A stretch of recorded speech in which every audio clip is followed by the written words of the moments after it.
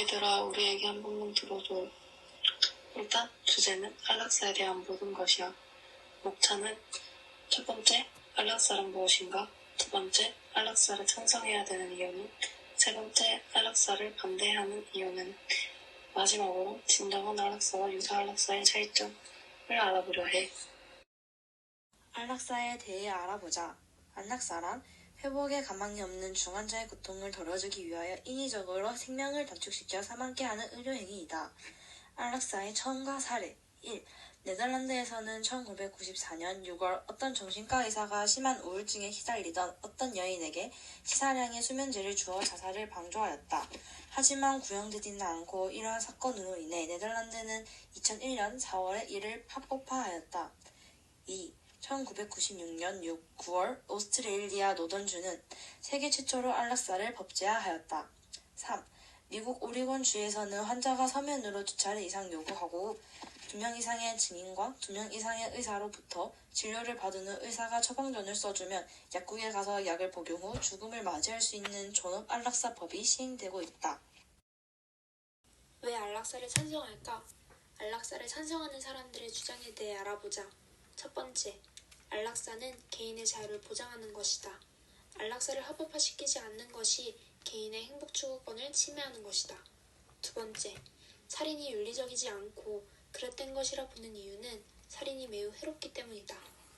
하지만 당장 죽는 것이 어떤 식으로든 오랫동안 고통받는 것보다 이롭다면 안락사는 윤리적인 것이다. 세 번째, 금전적인 이유 등과 같이 개인 사정이 있는 사람이 많을 것이다. 하물며 자신의 가족을 위하여 안락사를 하는 것이 더 행복한 사람도 있다. 네 번째, 죽을 때 자신의 외적, 내적으로 안 좋고 추한 모습을 보이기 싫은 사람들의 안락사 선택은 존중받아야 한다. 다섯 번째, 모든 상황에선 범죄가 일어날 수 있다. 안락사가 합법화되면 안락사에 대한 범죄는 당연하게 일어날 것이다. 하지만 법을 제대로 만들면 아동 사례를 줄일 수 있을 것이다. 왜 안락사를 반대할까? 안락사를 반대하는 사람들의 주장에 대해서 알아보자. 첫 번째로는 인간 생명의 존엄성은 중요하다는 점이다. 안락사를 허용한다면 인간 생명의 존엄성을 경시하는 사람들이 많아질 것이고 이는 사회에 굉장한 악영향을 끼칠 것이다. 두 번째로는 악용될 가능성이 높다는 점이다.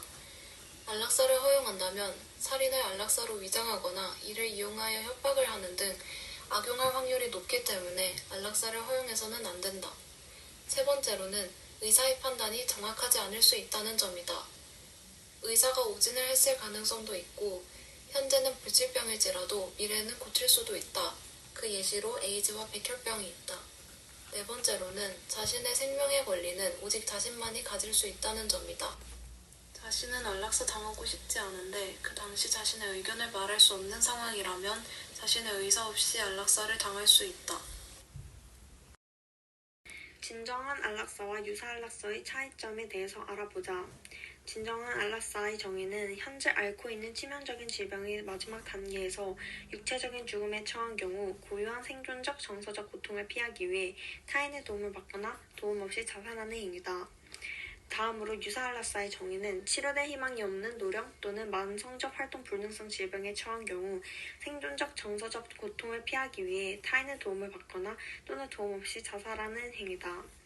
이때 진정한 안락사는 수명이 다해갈 때쯤 안락사를 진행하는 반면에 유사 안락사 같은 경우는 치료 가능성이나 현재의 시점에서 치료를 할 수 없는 병을 가진 경우 안락사를 진행한다는 차이점이 있다. 지금까지 안락사에 대한 우리 이야기를 들어줘서 고마워. 이 영상을 다 보고 공고지에 있는 QR코드에 들어가서 구글 폼을 작성해주면 좋겠어.